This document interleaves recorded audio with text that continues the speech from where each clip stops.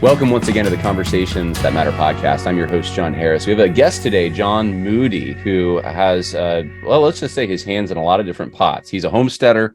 He is a graduate from the Southern Baptist Theological Seminary, so he's a theological background, but he's also an expert on elderberries and getting raided by the government. And he has a food buying co-op. And we're going to talk about cancel-free Christianity, how to when the government challenges you, how to deal with that, how to deal with some of the challenges we don't think of as much today, like nutrition and self-sufficiency. I talk a lot about that. And so I'm grateful to have John Moody on the podcast. Thanks for joining me, John. Thank you so much for having me.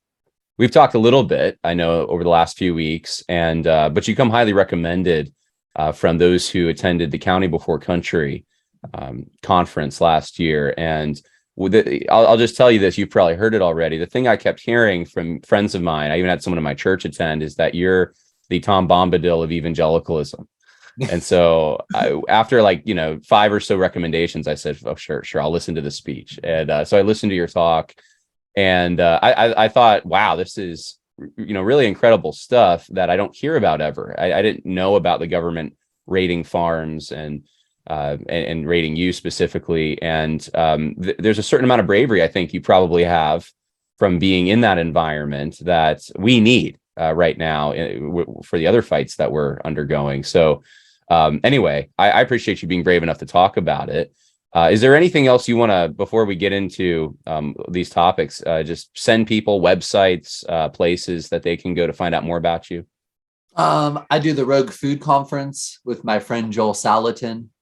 It's one of the only conferences where we teach people how to fight. The theme of the conference is creative circumvention, non-compliance, and how to fight. And so we have it's been such a blessing to do that, to really, I always pick on what I call Con Inc. I did that, I think, in both of my CBC talks, because conservative ink gives the appearance of resistance without the substance. And so one reason I was excited when Michael approached me about County Before Country, or when Joel approached me about doing Rogue Food, is we wanted to give the substance of what resistance actually is, not just, intellectual, pseudo-intellectual resistance to the spirit of the age. So Rogue Food is great. And then, I have my personal website, johnwmoody.com, but I don't really have anything there. Well, and I failed to mention, I think I follow you on social media and see a lot of jujitsu pictures, right? You're into that as well. So fighting physically as well as with the government in political ways. Me and my kids primary judo, and we cross-train jujitsu. Oh, wow. Okay. Well, all right. So, that is helpful when you're being raided by the government now. I'm sure you haven't used any of that, but this is something that I see with a lot of young guys who are just starting out, and they feel like the deck's already stacked against them before they're even out of the gate. They might be in debt already from the education expenses. They want to get married, but what do you do when you have $30,000, $80,000 in debt, and you're offering yourself, I can protect you, and it's not the most appealing thing. And so there's young guys rebelling against this, trying to find alternative ways of starting out their lives, self-sufficient ways. They don't want to be reliant on these systems that are currently in existence, that really are the result of modernity, that some things that our grandparents never would have conceived of. And you're living that. You're showing a template for this. And so I would be curious to hear you just talk about your story a little bit, and advice for young guys starting out who want to be self-sufficient, who want to think local and act local, who want to be forces to preserve not just Christianity, but Christianity as well, and healthy living practices in their community. Yeah. So short intro. The Lord saved me my sophomore year of college. So I grew up in a nominally Catholic household. And that's whole story of its own, my childhood into adulthood. Lord saved me my sophomore year of college. By my senior year, my local association of churches felt that I was called to ministry. So they sent me to Kentucky to go to seminary.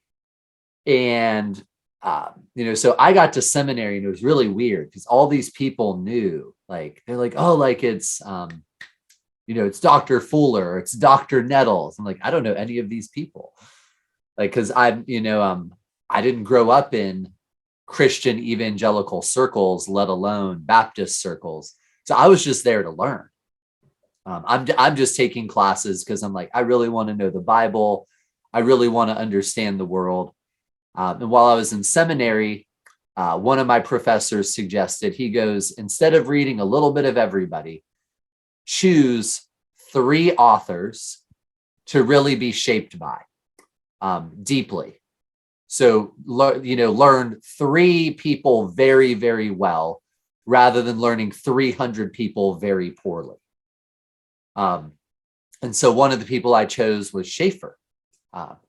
And at the same time I'm going through seminary, I became deathly sick. I got down to like 120 pounds on a 6'2" frame. So if you can imagine, I'd turn sideways. I'd disappear. That's insane. Yeah. And so I go to a doctor and I'm talking to a doctor, he sends me in for testing. He comes back. He's like, oh, this is what you have. These are the drugs we can give you for this. And I remember looking at this doctor and I say to him, I go, well, what do these drugs do to my body? And he didn't know. So he has to pull out the drug insert and cartoon style, looking at this, 0.1 sans serif font drug insert, trying to figure out what it does. And he goes, it shuts off your body's ability to produce hydrochloric acid. And I look at the doctor and I go, I go, what happens though when you make my body stop doing something that it was designed to do? And the doctor stops and he's quiet for a long stretch of time for a doctor to be quiet. And he looks at me, he goes, nobody has ever asked me a question like this. He goes, and I've honestly, in all my years of medical training, never thought about it this way. I've never thought about design, how the human body is supposed to work by design, and then how that impacts how I treat disease conditions and problems in my patients. Mm-hmm. And that was like a giant light bulb for me, that the systems that I, as a Christian, were interacting with were not built upon any sort of biblical rational foundation. These systems are basically like voodoo at this point. They like considerations of design, all sorts of things. So that, along with my exposure to Schaeffer, who, Schaeffer wrote Pollution and the Death of Man. He had a very deep ecological naturalist streak in his theology, along with things like beauty and other stuff. I walked out of the doctor's office and I began to go down a rabbit hole in terms of like food, nutrition, farming, economic, just like so many different issues. And about a year later, I had completely healed, not just the condition I'd seen the doctor for, but like I had seasonal allergies so bad that Benadryl sent me free stock options as like a patronage dividend at the end of the year. Wow.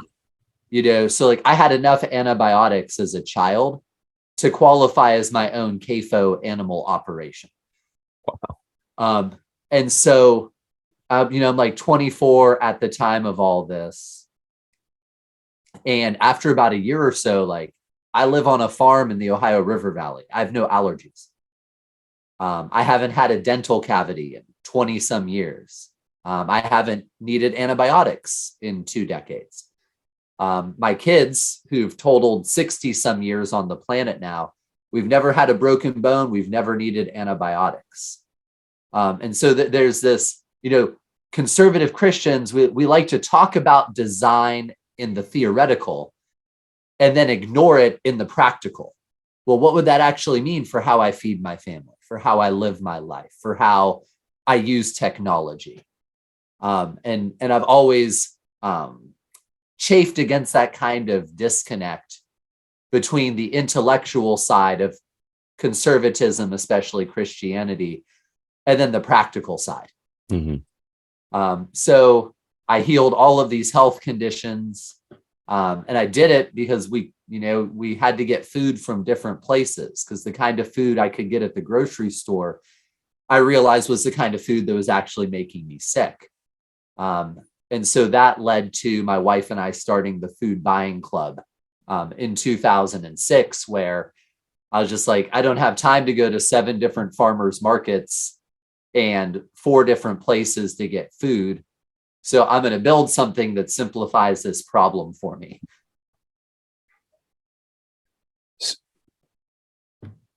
Yeah, I'm curious to know what you think the root issue was with your health. So, I mean, is it just that there's so much terrible stuff in our food, and you started eating better, and that really just made a huge difference? Well, the first thing I tell people, and this annoys people, especially conservatives, but most of what you call food is not food. You should not think of it as food. It's ironic to me because if I pulled a tire off of my car and I chopped it up and set it on a plate in front of you, you would never eat it. But you'll go to a clown head and order food out of a clown head. And if you look at the ingredient list on that food, there's a lot of the same ingredients that are in tires, but you'll eat that. Because it tastes better. And yeah, well, and so I don't think most conservatives have any sort of objective standard for what actually qualifies as food and what doesn't, other than, what our culture says. And I'm like, well, our culture really isn't, our culture can't even call gender right anymore, let alone other things. So why are you taking your cues from, there's a study that just came out that by 2030 to 2035, 50% of American children will be obese. Obese is not overweight, just so your listeners really capture this. Obese is not overweight. Obese is when you have a whole extra you that you are carrying around, basically. And that's what they're looking at in terms of youth in America. 50%, they're saying, around 2035 is going to be obese. And I'm just like, Well, we want to have an army. I mean, there's implications beyond just health of the individuals. There's health of a country when you get to that point. Farmers have known forever obesity and the ability to reproduce, to have offspring, are antithetical. Like with your cows, with your pigs, with any animal, carrying excess weight suppresses reproductive capacity, and it makes less healthy offspring. So it's a domino effect of destruction. And you have conservatives decrying the culture of death while feeding it to their children and destroying their children's long-term health and ability to produce more image bearers. And I'm just like, come on, guys.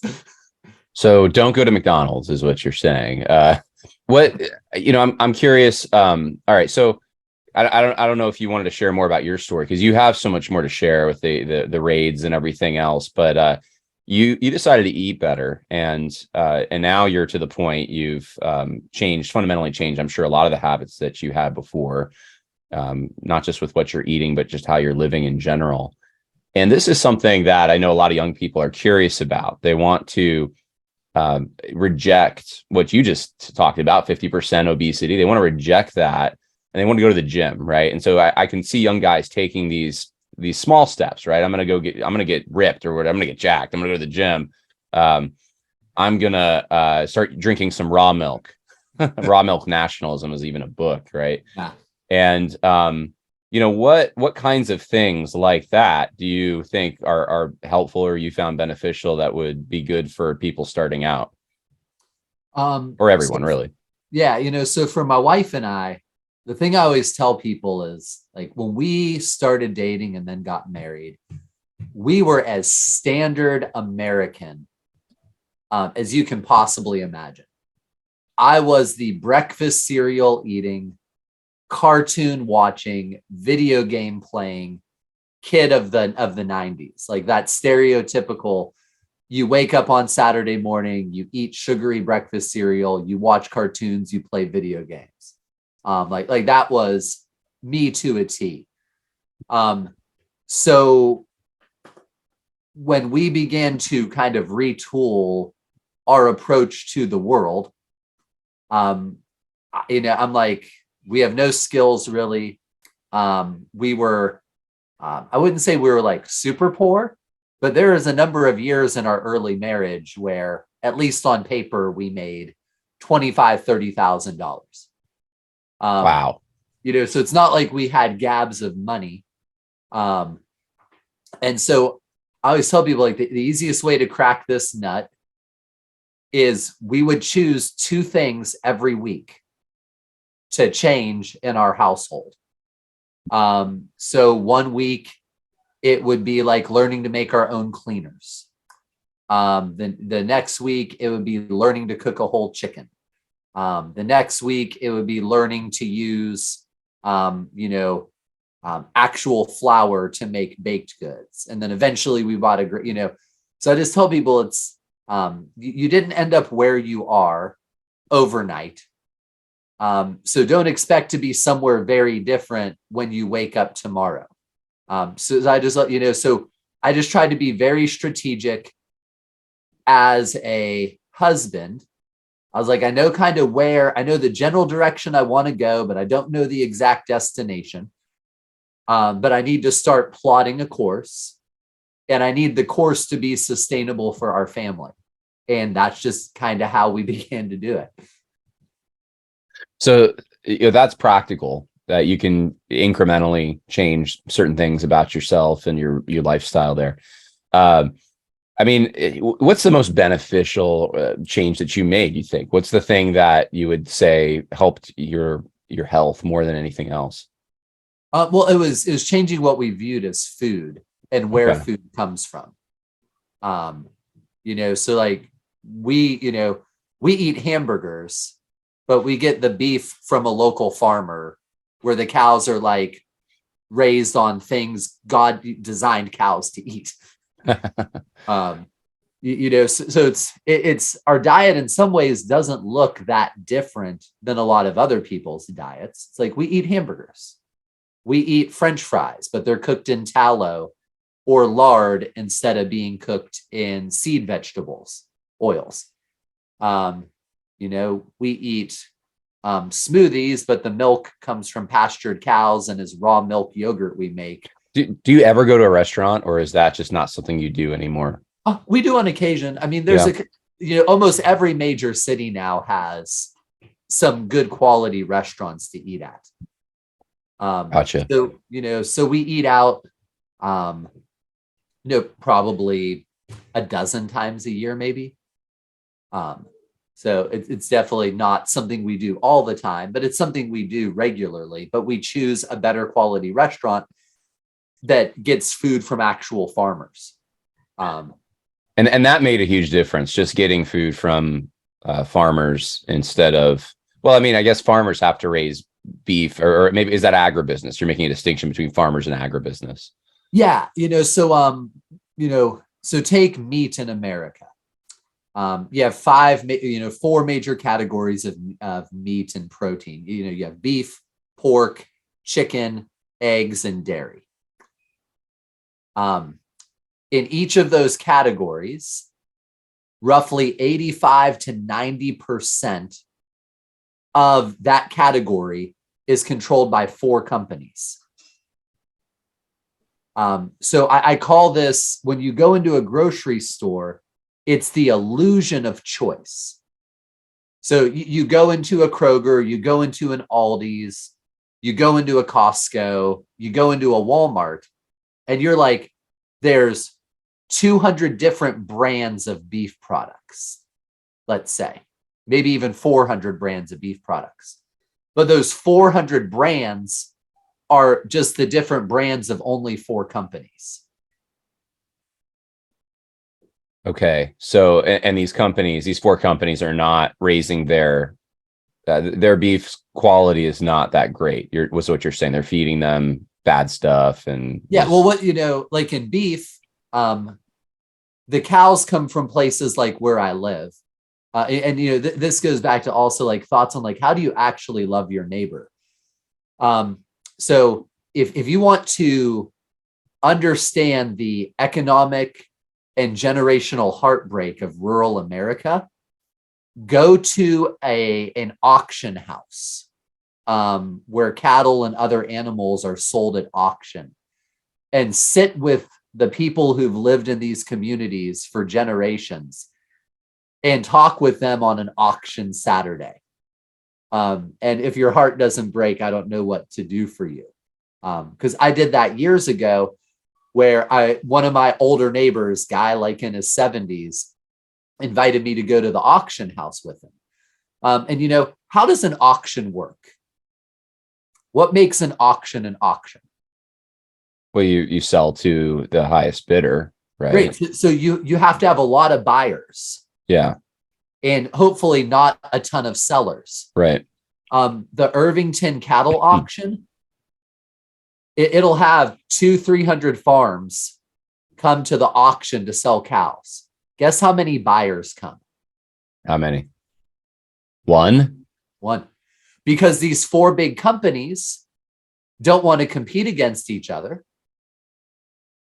So I'll send my buyer to the Irvington auction, and you send your buyer to the Upton auction, and we won't be bidding against each other because there'll be no one to bid against us. Wow. And so these big companies buy all these cattle, and then they take them out to the Midwest, and they raise them in feedlots, for 6 to 8 months, feeding them things cows should not be fed, and then they butcher them. And so it impoverishes rural America. It destroys the nutritional quality of this food. And then consumers are paying $20 for a steak that one of my neighbors got 60 cents, on the pound on. Wow. I didn't realize it was quite that bad with your auction story there. I know rural America has been pretty decimated. What I'm wondering is, probably because of the story you just shared, is a result of this, people are not living on farms anymore or rural areas as much. Even the people that move out to rural areas, as I've seen where I live, are people from the city who can telecommute now. So they're just sitting with their Wi-Fi. It doesn't make a lot of sense to me exactly, but I guess it's supposed to, maybe they get away from crime, so it makes a certain amount of sense. But how does someone who is in these positions, likely listening to this podcast right now, go about living their life? Because you were able to start a farm and you have a food co-op and you're living healthy. And I don't know if everyone has that option, or do you think that everyone does? Everyone should just do what you're doing. I mean, what's your advice everybody there? has the option of changing where they spend their money. So this is something I've said at County Before Country. I've never understood conservatives being completely unwilling to defund their enemies. We're like, you can't even get them to cancel Netflix when Netflix is like parading around little girls. Oh, right. Yeah. So no, that's so true. That's so true. I mean, I have a lot of friends who still subscribe to Netflix, and I'm like, yeah, it was, I mean, for my own family, it was a challenge to get rid of Amazon Prime, because it was just like, it's so convenient though, but we can get our stuff in a day. And it's like, well, yeah, but they're also terrible. Yeah. Well, and it's just, what kills me is it's just like, complaining is cheap. And I'm like, you have options. You can, when I was in seminary, that's when boycotting Disney at times was still a thing. I remember that. Yeah. And I remember those certain people quietly just being like, well, I'm taking my family to Disney. Even like some professors at I won't Southern. ask you to name names. Yeah. No, I'm not going to name names there, you know. And I was just amazed. I'm just like, I'm like, I heard you preach a sermon on being willing to do whatever it takes for Christ, and you can't even cancel Netflix. Yeah. You won't stop shopping at Kroger, who supports, every Kroger I go into, the employees are wearing big transgender flags, and they're prioritizing not hiring white males except for in the worship. I'm the thing that's always killed me as somebody who did not grow up in evangelicalism is basically the limp wristedness of all the men I deal with, where they'll complain in front of their kids, they'll whine about the state of the country, and they won't even cancel Netflix. They won't change any practical things about their life that'll actually make a difference and that'll stymie and hurt their enemies. I got to watch Monday Night Football. Yeah, sort of a suburban consumerist mindset, I guess, that culturally, there's cultural factors, I guess you could say, that undercut the convictions that we hold.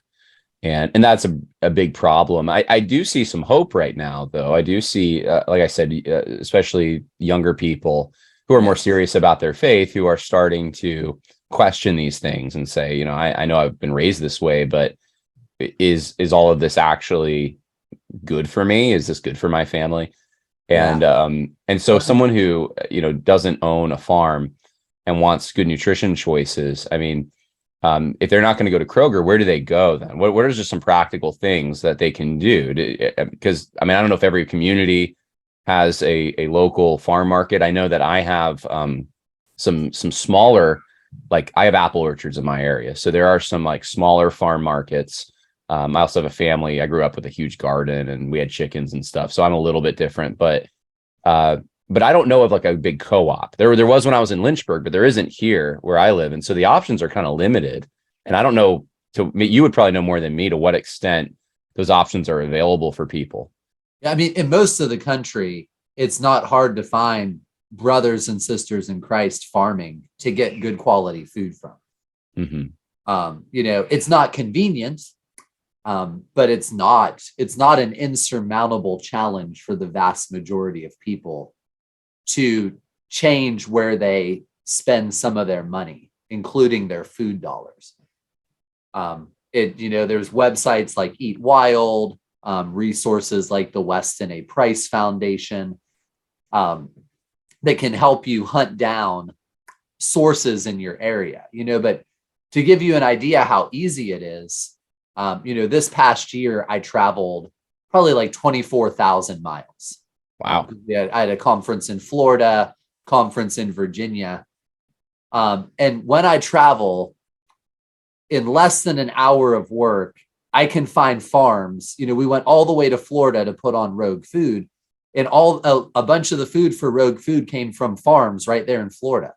Only took me an hour to find farms to get food from for the event and to feed my family while they're down there. These are good brothers and sisters in Christ who we're supporting then directly. Mm-hmm. So it's really not that difficult. It just means you need to spend less time getting in fruitless fights on Twitter and more time caring about how your family uses the resources God has given you. Well, if everyone did it, then we would restore some of these communities that you're talking about that have been so decimated, perhaps, because there would be more demand for farming and for people would just be more into it. And I can't see that being a bad thing. Well, I mean, politically, conservatives complain that cities are liberalizing. So we have hundreds of years of sociological political research that shows one of the strongest factors for somebody's support of big government, for somebody's embrace of liberalism, is population density, aka big modern cities. But then conservatives spend all their money in ways that continues that consolidation. So you have conservative commentators who are just like, we need to stop the liberalizing of America and stop large cities from dominating our politics. But then their economics ensure that will never happen, because their economics are all pro big business and pro, trade and getting goods from wherever is cheapest. And I'm just like, guys, you're killing me. Like your practice undermines your goals. This is like, I meet Christian families like, well, we want our kids to be healthy. We want them to have a lot of kids. I was like, well, then you should spend more money on food, not less. Politically, we want a nation with a limited government. And I mean, go back, read the Greco-Romans, read Thomas Jefferson. There is no nation that has a limited government that does not have a strong, independent populace. So only support big businesses, though, which destroy any hope of it. And I'm just like, come on, guys. Like, we know these things. These things aren't even that hard to figure out. Yeah, no, that's a fair point. And man, it's convicts even me, because I'm sure there's ways. I've done some of the things, like canceled my Prime, and I think in general, my wife and I do tend to eat healthier. I hunt, but there's probably so much more we could be doing. I mean, just yesterday I went to the local grocery store to get some food, and I walk in, so maybe I'm making myself guilty here, but I walk in and there's like a little rainbow flag on the door, and it kills me. We still shop at Costco some. There's, I don't want to get, I always want to encourage people. We live in a fallen world. Like, you eat meat sacrificed to idols. You can't make everything perfect, but there's a lot of things people can do. There's a lot of low-hanging and middle-hanging fruit that conservative Christians could go after that would make significant differences in their households and in their communities. Right. But it's not flashy. It's not glamorous. It's really, kind of mundane stuff. Yeah. Well, let me ask you this. So you are able to make these wise choices. These wise choices, though, come at a cost. They're expensive. The food's, I would think, more expensive to go find a farmer. Maybe I'm wrong on this, than to go to your grocery store. Is that not true? Or no, I mean, most. So the first thing I'll just say here is you're going to have to make a choice for your listeners with kids. Do you want to pay lots of medical bills, or do you want to pay more for food? Again, okay. Our kids have racked up almost 60 years. We've never had a broken bone. We've never had to use antibiotics. That's a substantial savings we have had. Yeah, well, wait till they get COVID. I'm just kidding. Well, we've already had. I'm sure you have. Just had Rona a couple weeks ago, so we're still getting on the other side of that bioengineered nastiness. Yeah. So the one story I always tell in this regard is, you have a car. Imagine I walked up to you and I'm like, hey, John, I can save you like 50% on your gasoline for your car. I like hold up a bottle. I'm like, dude, I'll save you. Would you ever do that? 50% on the gas. I mean, I would take 50%, sure. Well, at the risk of destroying your car? Well, no, not. I wouldn't hurt my car to do it. Yeah. Yeah. So you'd be like, well, how do I know this is like, most people would never skimp on gasoline for their car. Right. But they're like, man, who has the cheapest food for my body? What's easier to repair? That's true. But I'm just, again, this is one of those things that never made sense to me. I'm like, when things go wrong with your body, it's very hard to repair them, and it's insanely expensive, and it has repercussions. So I know people where it's just like, historically speaking, for most of human history and most of the world, people spent 25 to 50% of their income on food. This is the historical average for like 1,000 years across the entire world. 25 to 50% on food. Wow. Modern Americans spend 8. That's quite different. So that is significantly different, actually. So, I mean, we're wow, 8%. Now, I think some would say that that's actually a good thing because, hey, look at all the innovation and technology and just the advancements we've made. Because we don't have to spend so much money. We can now go and spend it on our hobbies, or spend it on our Netflix account. yeah, so that now you're one of the 40% of people in America who are obese and on antidepressants. Yeah, because your diet is horrible, and all that money you saved, you allocated to things that are also horrible for that are also horrible. And now, yeah. Okay, so you make a compelling argument here. So maybe the thing to do now would be to talk a little bit about bravery, because when you start making these choices and you start trying to devote more of your time and money to living healthy, stewarding your body well, stewarding your families well, you're going to run up. I mean, you run up against resistance from the actual government, but some people, it might just be, their friends don't understand and make fun of them or something. I don't know. But that spectrum of resistance that you will find, how do you deal with that? I just don't care. That was a short answer. I mean, like, because people always ask me, they're like, how do you become uncancelable? And the first thing is you really just have to not care. So if someone calls you a racist, you don't care. You just don't care. You just don't care. Yeah, it's just like somebody, years ago, I got selected to go on what was called the Mets trip. This was a trip that 6 seminaries got to send students on. And Southern was one of the seminaries. And the other 5 seminaries were all liberal seminaries. So it's 3 of us students from Southern traveling for a month across, Turkey, Greece, Israel, all of these biblical archaeological places, historical places.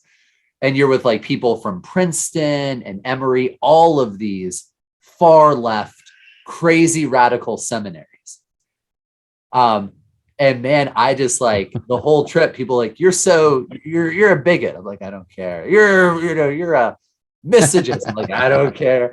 I mean, I just don't like, why do we care so much about the opinions of people who are by and large failures or hate God and his ways? I'm just like, it's again, this is one of those things as somebody who didn't grow up in Christian culture. I read the Bible, and the Bible is just like the fear of the Lord is the beginning of wisdom, and knowledge of the Holy One is understanding.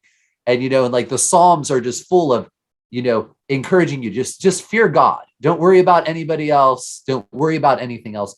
Just fear the Lord. So I'm like, that's just what I need to do. And then I meet all these Christians, and they're just like, people are going to think I'm weird. I'm like, you. Yeah, that's so true. Like you believe God became a baby and died on a cross for you. And you're going to be upset that, you won't eat like crap. People are going to make fun of me if I don't eat crappy food. I'm like, you all are so effeminate. You are so weak. Yeah. So the first thing I tell people is just learn not to care. It's just like, people like me, people don't like me. People think I'm crazy. People think I'm wise. I don't ever think about any of that. I just wake up and I'm like, how am I faithful today? What does the Lord set before me today? Where can I do good to others and good for his kingdom?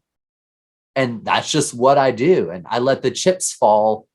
It's like with the Twitter controversy from a month or so ago involving Accord. At the end of the day, I didn't care what people were going to think about what I did. My only question was, what does the Bible require here? Yeah.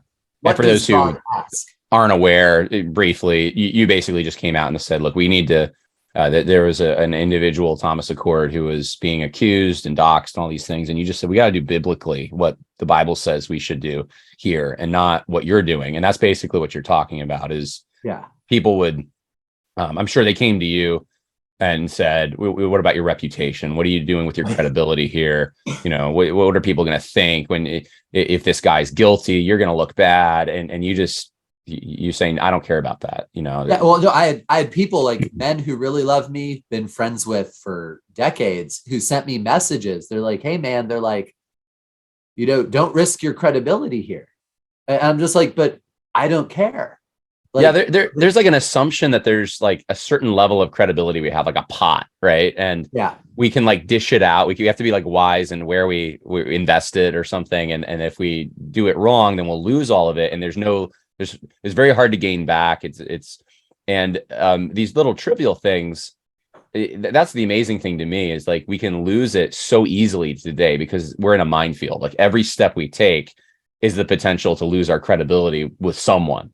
So it's like, I think what you're saying is probably why some people think you're wise and popular, because you just don't care about those things. And most people are obsessed with that. And I think, you know, that's maybe the most beneficial thing you can share with us is how to get over, or how to just not have that obsession, to not care what people think, even when the government's coming in and threatening your very existence, like your farm, financially, your family. That's a hard pill to swallow for a lot of people. Oh, that is, you know, so the second thing, because, you know, so in 2011, our buying club was raided by the Kentucky State Health Department. As I was sharing with you earlier, though, we now know that this was orchestrated by the federal government. So the USDA, the FDA, at behest of these corporations that control beef and other segments of the economy. I've only been threatened with harm 3 times in my adult life, where like somebody has credibly threatened to harm me, like physically harm me. And all 3 of them have been from corporate government actors over food. Wow. Yeah, it's pretty crazy to think about. That they care that much about this issue. That's crazy.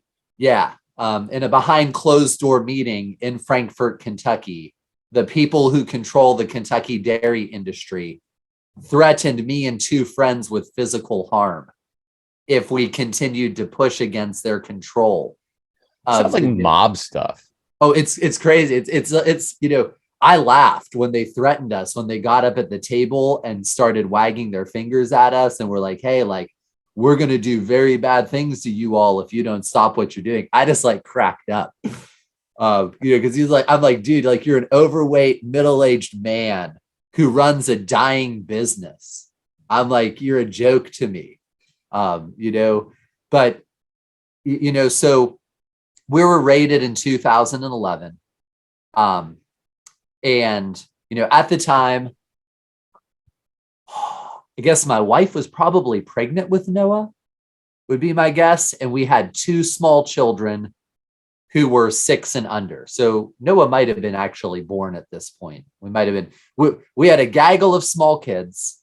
The Kentucky Health Department, at the behest of the FDA and USDA, raid our little buying club.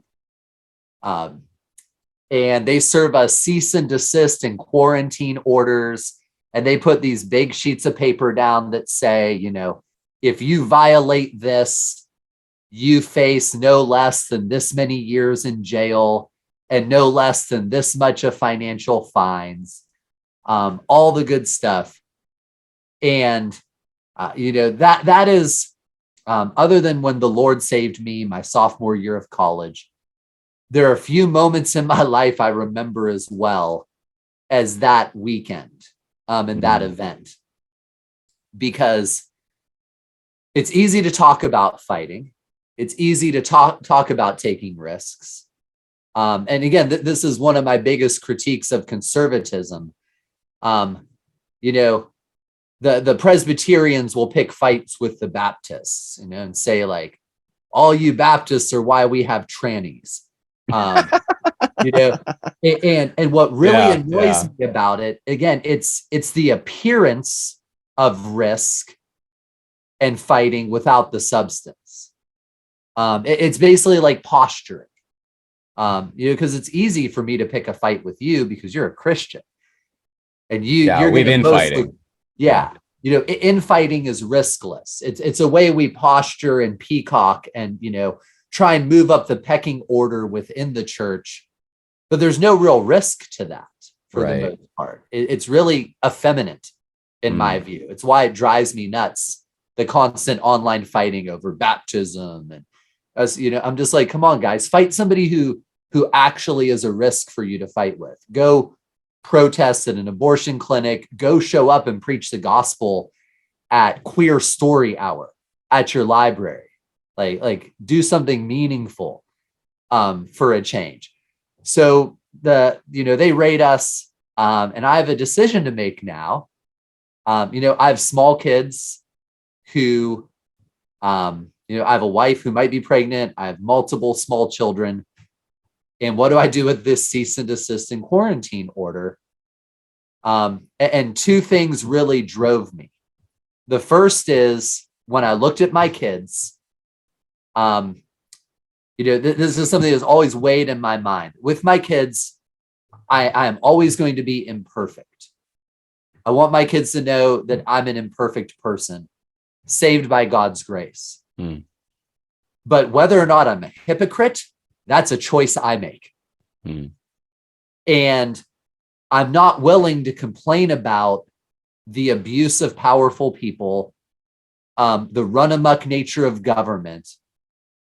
And then when I finally have a chance to do something about it, not be willing to take that opportunity. So when I looked at my kids, because a lot of people were like, well, dude, you could have went to jail for like a couple years of your kid's childhood. And I go, but it would have been worse for my kids for me not to go to jail or not to fight because I was afraid of going to jail. Like of these two things, which one was going to be worse for their souls? If I had played Chicken Little and I talked a big game, and then when a fight actually came along, I tucked my tail and ran. Right. So there is that aspect of it. And then there's also just, I forget who the quote is by, it's often put with like a person in armor, but you like eventually somebody has to fight. So what man leaves the fight for his children to fight? And one reason I'm very critical of boomers, evangelical, political conservative and whatnot, because that's by and large what they've done to us and to our children. Francis Schaeffer in the 1970s, when he came to America, he lambasted churches and Christians. And he said, why haven't you stopped paying taxes? Why have you in no meaningful way stood up to the culture of death and run amok government in your day and age? This was the 70s. Imagine if American Christians in the 70s had heeded Schaeffer's call to meaningful risk taking to nip in the bud the culture of death before now it's metastatized into a cancer that's completely overran the West. And so I've always just been of the viewpoint that if somebody has to fight, if somebody has to suffer, if somebody has to take a risk, then that is my duty. And if I try and punt that to my children, when they rise up and they condemn me, I will deserve their condemnation. So this is what drives me nuts about all the boomers and stuff, is they deserve the scorn they're receiving. Just because I'm sure we have a number of baby boomers, my parents are baby boomers, listening to this podcast, is to fine tune it. Are you saying that there's a general tendency in baby boomers to trust the systems they grew up with and to go along with that instead of challenging them. Is that what you're saying? Yeah, as Schaeffer in his trilogy, I think it was in the 70s, he warned that the greatest danger to the church in the West was affluence and social acceptability. And that he warned in the 70s that what he saw was going to happen in America, that those generations of people were so enamored with financial prosperity and social acceptance that they weren't going to fight or stop any of the evils. So Reagan, who is a conservative icon, if you try and criticize Reagan, a lot of conservatives will lose their minds. He is who gave us no fault divorce. Right. I mean, he put the nail in the coffin of sexual morality in America and of course, he was a serial adulterer himself. He was divorced and remarried, I believe. So it's, so just by and large, there's a couple generations that ran before us who had opportunities to rebuild the walls, to stem the flood. And now, when we look at, go look up a map of the number of transgender clinics that now exist in America.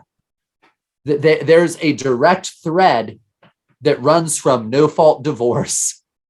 Like these are all part of that philosophical thing.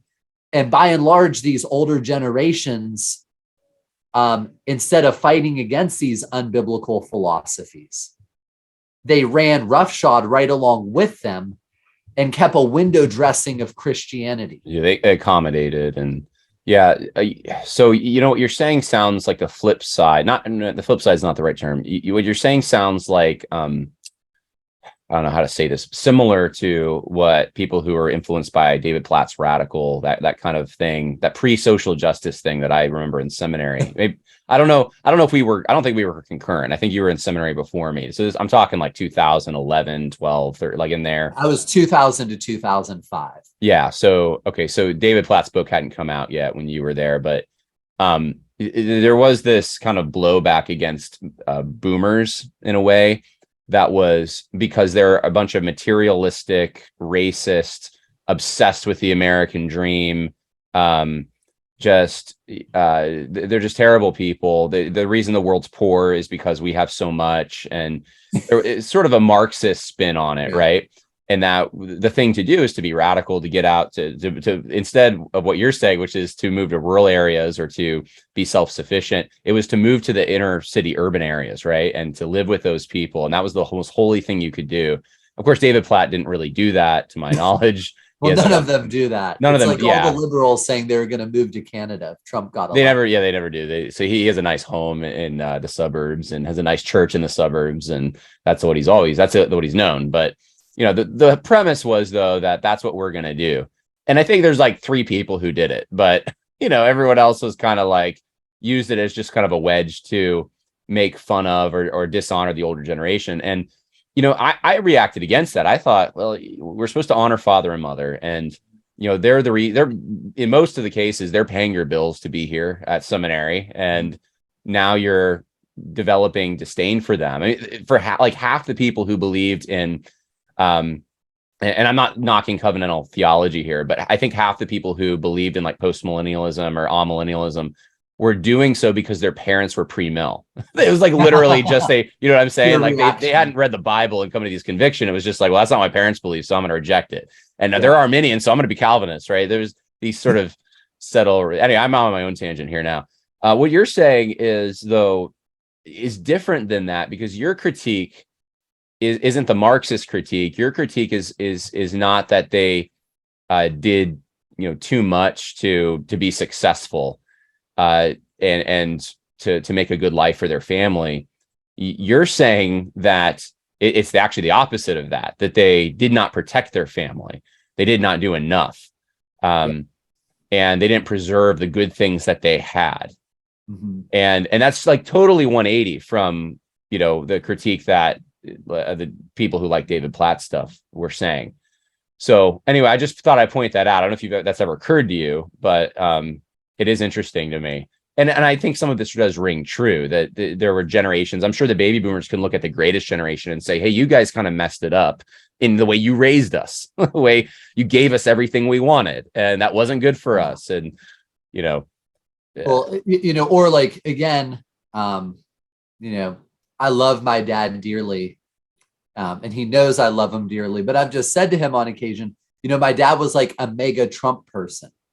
And I just said to him once, I'm like, Dad, government expanding into areas beyond both the Bible and Constitution has been going on for 50 years. Well, really longer. We could have a discussion of, especially, FDR, New Deal, how that just I go back to Lincoln, but okay. Yeah, I would totally agree with you. So, and for you all of a sudden to one day and wake up and finally start chafing against this, it's hard to take seriously. Like, why didn't you fight this in the 80s? When they imposed zoning and planning on, like it's, it's the frog in the pot problem, right, where we're the ones who feel the heat of this situation. Like for young guys like us, when my dad and his brothers were starting businesses, there was no registration to start a business. There were no special taxes. My dad and his brothers one day decided to start a construction company. So they went and started a construction company and they made a bunch of money. So I'm like, Dad, do you understand? Like in Kentucky, when we started our elderberry business, not only did I have to pay a fee just to have a business in Kentucky, but then because that's a food business, I had to apply for another permit and fee. And it's ridiculous. Yeah. I live in New York, so I don't have a lot of sympathy for you, but it's like you have to, before you take a breath, you have to get a permit. It's like every single thing that you want to do. Yeah. And it's not like they're cheap. And it's not like they actually, I mean, for some of them, they'll send out a surveyor for construction, but for a lot of them, it's a rubber stamp. Yeah. Anyway, I feel that the same way, that medical expenses is another one. When my parents were growing up, they had certain things a doctor could do. I'll take out your tonsils. I'll do this or that. And there's a fee associated with it. And now it's like so complicated with insurance companies. And of course the government has its hand in that, I wondered the same thing. I'm like, well, what happened? How did we get from that to this? And you get like, did you guys as a generation do anything? Did you try to fight this? Like what happened? Well, and again, as Schaefer warned, they by and large supported it because their worldview was not one of preserving liberty and opportunity and biblical order.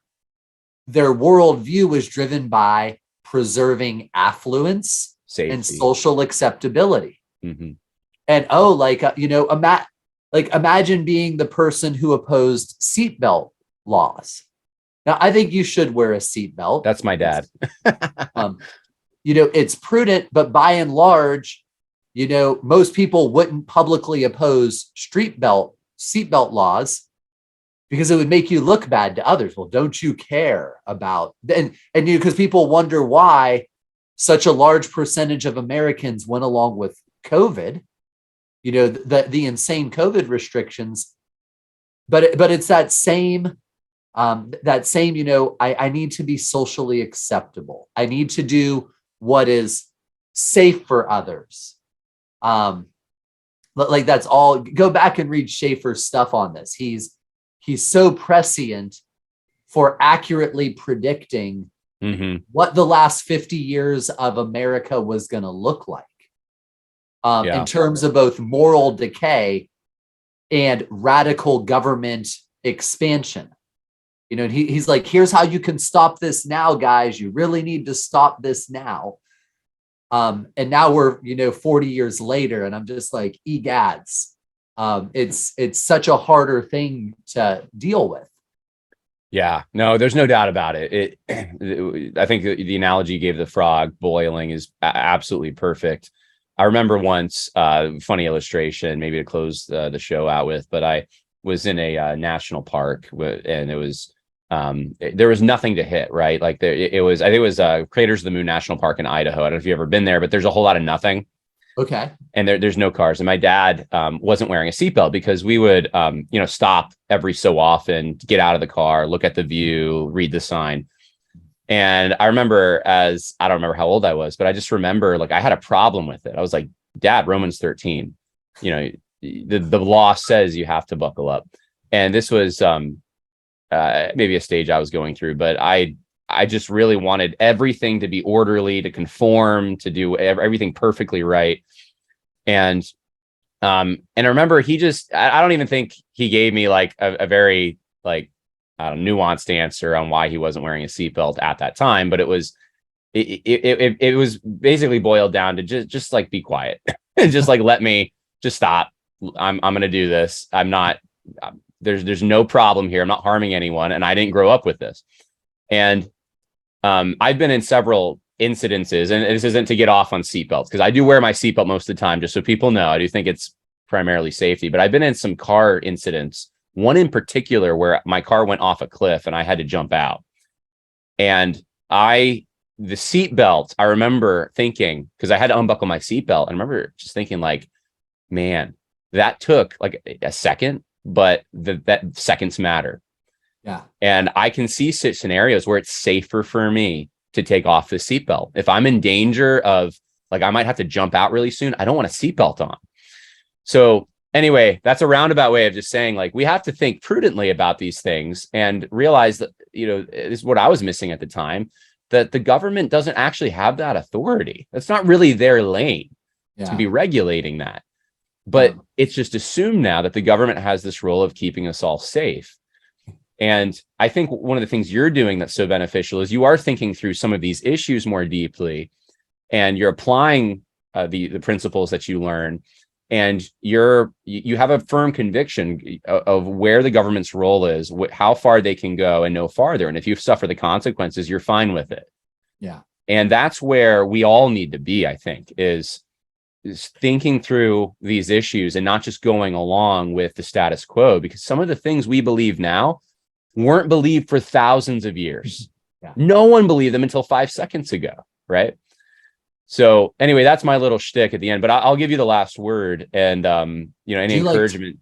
Go ahead. Are you a Tolkien fan?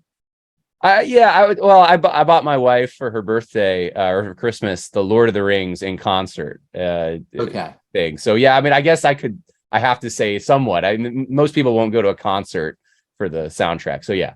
Yeah. So who's the villain of the Lord of the Rings books? Sauron. But you know why Sauron becomes a villain? I haven't watched Rings of Power. No. Don't watch Rings of Power. No, don't.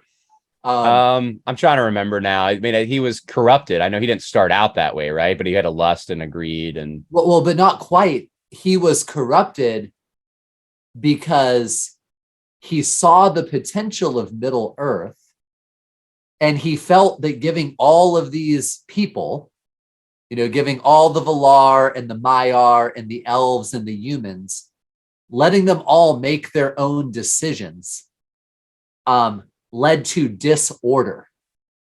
It was too disorderly. And that's what Morgoth used to corrupt him. It was he wanted to see Middle Earth orderly and beautiful. And he wanted to see Middle Earth reach its potential, which is what made him the ultimate tyrant. C.S. Lewis's warning that the worst tyranny is the tyranny exercised by somebody who actually thinks they're doing you good. They actually think it's in your best interest. So Sauron was the ultimate story embodiment of literally somebody who will destroy the world in order to make you safe and give you your best life now. well, I'm going to botch the quote, but it was one of the founders. I think it was Jefferson who was you see, I should know this, but that you could either have, liberty or you could have safety. You can't have both, right? And if you trade liberty for safety, you do not deserve. You have it better than me, yes. Former. So yeah. So anyway, I appreciate picking your brain here, and I think it'll encourage people. Again, I don't remember the website you quoted or you gave us earlier, but where can people go to find you? Yeah, I mean, I'm on Facebook and I'm on Gab. And then Rogue Food is the website for the conference Joel and I put on. Okay. So if you've never been to Polyface Farm, so Joel is a Christian farmer who the King of England, future King of England, flew him over to England for tea in the afternoon and then flew him back. What? Yeah. I mean, you want to talk about embodying, in Proverbs, you see a man skilled in his work, he will stand before kings. He will not stand in front of obscure men. Joel was flown by the future King of England to have tea with the future king. And so we're doing Rogue at Polyface in May this year. So if you want to see just like what an impact a young multi-generational Christian family can have by being faithful in an area of dominion and economics and stuff, come check out Polyface Farm. Yeah, would love to. Thank you so much for just everything. And hey, God bless you, and looking forward to hearing good things in the future. Great. Thank you for having me, brother. So Lord bless you and your family.